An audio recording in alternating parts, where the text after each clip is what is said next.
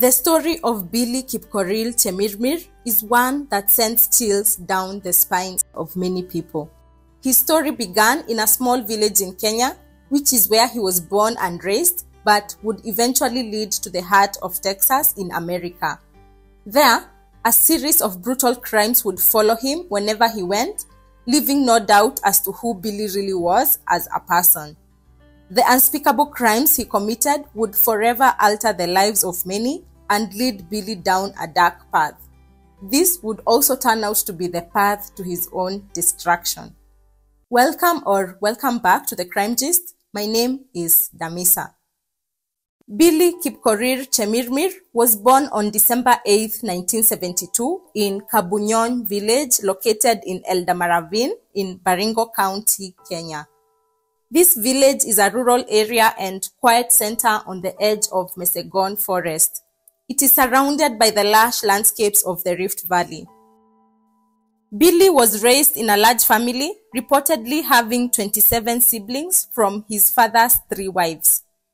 Billy's mom was the second wife. His father was a long-serving village chief, a position that afforded the family a degree of respect within their community. They say that he lived to be 100 years old. Billy's childhood was relatively typical of a young boy in rural Kenya, but he was known to be a very quiet and reserved child, often keeping to himself. While we don't know so much about where he schooled, it's mentioned that he attended local schools and went to a high school in Nakuru. But after completing his high school, Billy did not go ahead to pursue higher education or vocational training. At the time, his dad was elderly and Billy decided to stay home and care for him. But after a while, he wanted something different.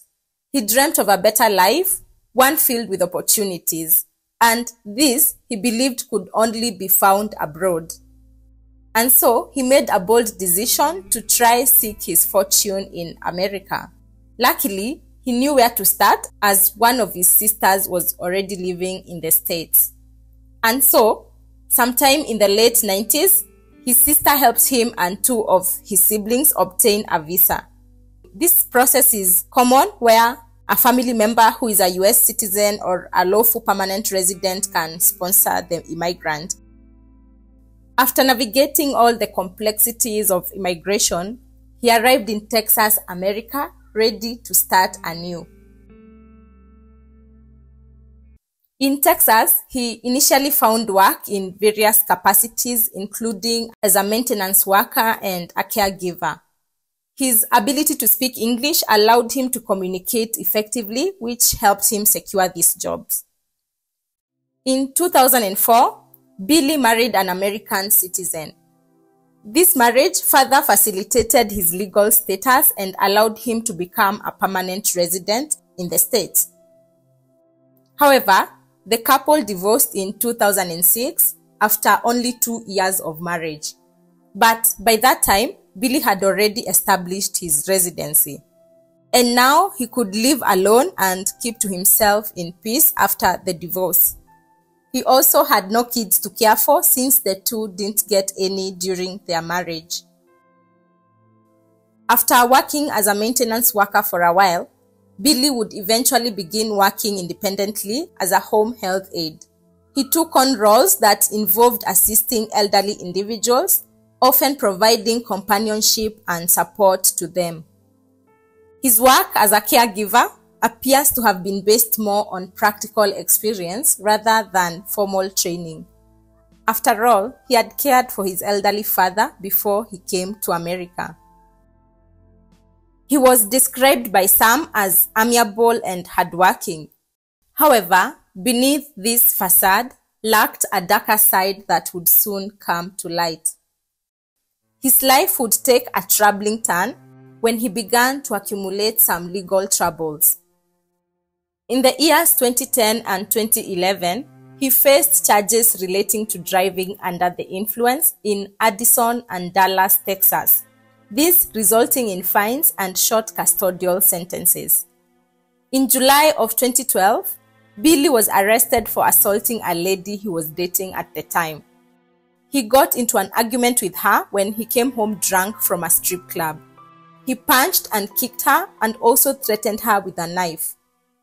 This is an event that raised red flags about his character, but it did not deter him from continuing his work in caregiving. In April of 2016, he was given a trespass warning when he was found trespassing at the Chemirmir retirement community. This is a luxury senior living center where elderly people live, each with their own apartment. When confronted by the staff there and later the police, he gave them a fake name and he had no good reason as to why he was trespassing in that property. However, he was given a warning and let go. What they didn't know at the time was that Billy was increasingly becoming dangerous. This event of him trespassing into this community should not have been ignored by the authorities. Billy was slowly upgrading his criminal behavior from assault and trespass to something more sinister. At this point, he was becoming increasingly fixated on elderly women living independently or in assisted living facilities such as Chemirmir. His sinister intentions were beginning to unfold. In April 2016, the same month he was arrested for trespass, an 87-year-old lady known as Catherine Sinclair was found dead in her apartment in Chemirmir. She was living alone at one of the Chemirmir community apartments at the time of her death. Catherine had no husband or kids. Her death was reported as natural. No red flags at all. The following month, May 2016, another Chemirmir resident, Phyllis Payne, a 91-year-old lady, was found dead in her robe lying on her bed. It was determined that she died peacefully in her sleep. Her daughter pointed out that some of her jewelry was gone. However, she did not dwell much on it. 2 weeks later, June 5, 2016, another Chemirmir resident, 94-year-old Phoebe Perry, was also found dead. Nothing had raised eyebrows at this point. That same month, June 18, 2016, Billy is, for the second time, found creeping around Chemirmir community. This time, the police are not sympathetic. They arrest him on charges of criminal trespass, failure to show ID to police, and also on 3 outstanding arrest warrants. He is sentenced to 70 days in Dallas County Jail on these previous charges. However, 12 days later, Billy is released on good behavior. In July 2016, soon after his release, Billy moves close to a different independent senior living facility known as the Tradition Prestonwood in North Dallas. This is 15 minutes north of Chemirmir. Soon, more elderly women would begin to die in this facility. Between July and October 2016, these elderly women are reported dead at the Tradition Prestonwood. 82-year-old Joyce Abramowitz, Juanita Paddy, 82, Leah Cocken, 83, Margaret White, 86, Norma Fretch, 85, Glenna Day, 87, and Doris Gleason, 92. Also, one male victim, Solomon Spring, was also found dead and was the only male victim of whoever was causing these deaths. It's worth noting that all these deaths were originally certified as natural. But again, most of these victims had their jewelry or money stolen from them. For example, Doris Gleason's body was missing a necklace that her family says she never took off. Norma Fretch also was found without her wedding ring, which her family says she never took off. Others had either a safe or money stolen. It was initially suspected that the paramedics or the staff at these facilities were stealing these valuables. When the officials noticed that there were several such complaints by families of the victims, they reported these thefts to the police.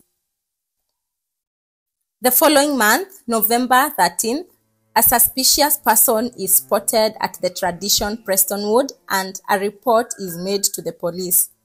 The man was said to be dressed in a nice suit and tie and carried with him a leather satchel. He claimed he was a maintenance worker who was there to work on the pipes. This person matched Billy Chemirmir's description. The police urged the facility to tighten their security, which they did. Soon after this, the frequent deaths at the Tradition Prestonwood suddenly stopped. But then, they started happening in yet another senior living center known as Parkview Senior Living Center, this time in Frisco, Texas. September 2nd, 2017, Helen Ann Lee, 82, was found dead at the Parkview Senior Living Center. 2 weeks later, September 17, 2017, 90-year-old Marilyn Bixler is also found dead at the same community center. But the following month, October 2019, something interesting happened. A woman at this Parkview Center survived a brutal attack.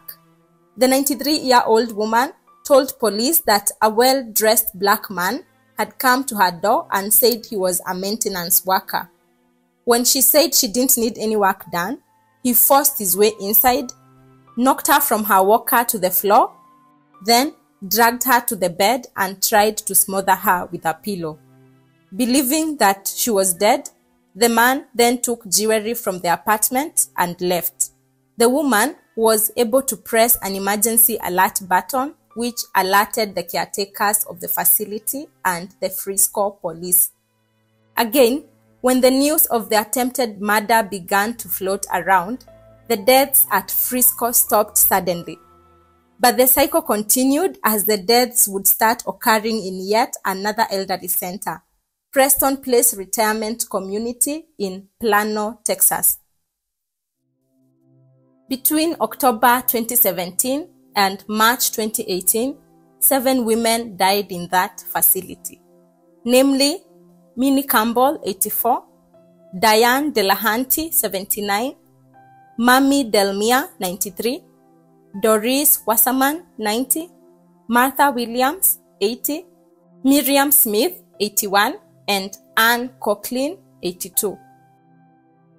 All these deaths were again determined natural. Even when the families complained of theft of valuables, the police still didn't put things together. The suspicion of it being homicide would only emerge later, 2 years to be exact. Billy had begun his killing spree in 2016, but it was not until 2018 that his sick habit would come to an end. On March 19, 2018, in a quiet apartment at Preston Place Retirement Community, 91-year-old Mary Annis Battelle became one of his intended victims. On that fateful day, Billy appeared suddenly at her door wearing green gloves. Like he always did, he tried to get into her apartment under the guise of performing maintenance work. As she engaged with him, she had no idea that her life was hanging by a thread. Billy then forced his way into her apartment and pushed her to the ground. He then told her, quote, "Go to the bed, don't fight me." She followed his order. Billy then put a pillow over her face until she lost consciousness. He then stole all her valuables, including her wedding ring and some money. A friend found her later and called 911. Mary Battelle's survival would prove very pivotal as she provided a very detailed description of her attacker. This helped the Plano police identify Billy Chemirmir as the suspect. They already had him on record from previous run-ins with him. The next day, 20th March 2018, the Plano police began to watch Billy's apartment. They were hoping to arrest him on outstanding warrants.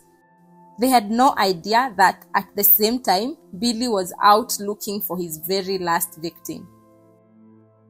That day, Ruthie Harris, 81, was killed in her Dallas home sometime between 4:30 and 6 p.m. As the police watched his apartment, they saw him drive in his Nissan car at around 6 p.m. He then tossed a jewelry box in the apartment complex dumpster. He got back into his car and the police approached and stopped him. In his car, they found a Ziploc bag full of jewelry. On the box he had thrown into the dumpster, the police found Ruthie Harris' names on it. Dallas police then went to Harris's home and found her dead in her bedroom. She had lipstick smeared on her mouth and a pillow nearby that also had lipstick smudges. Her son would later identify her jewelry box and also a set of keys they found in Billy's car that matched her front door locks.